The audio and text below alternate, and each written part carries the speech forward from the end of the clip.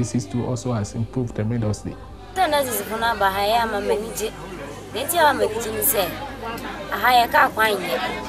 a house come back. Can't be back rather first cab a banner above a night. When you quite now, I sat in a sian, Timma Bema would not wabber wrong. Who wrong to make a way now, the other a bois. And see, who's a guy before the bar, a boy because what Bomber banners were boy and years castle.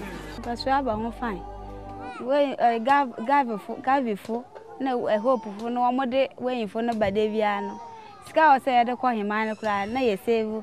This is a fan to me to add. This is a gabby for by idea. This is a banning in iron your jet rema. Almost because of everybody.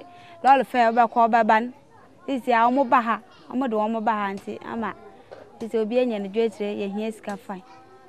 I'm happy with Gavi project because it has been able to provide immunization services to hard-to-reach communities, and this is being done at the doorsteps of each community. When we arrived at the child welfare clinic, the women there were so excited.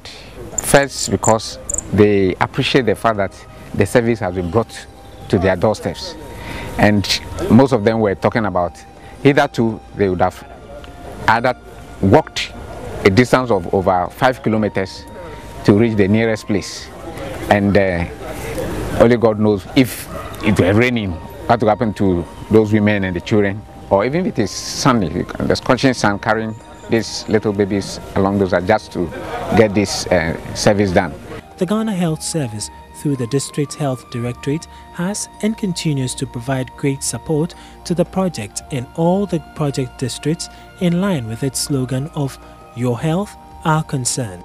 HFFG will continue to work diligently to ensure that every child due for immunization in all 40 hard-to-reach communities benefits from this provision. HFFG has successfully integrated child health education and immunization into all existing projects in Ghana.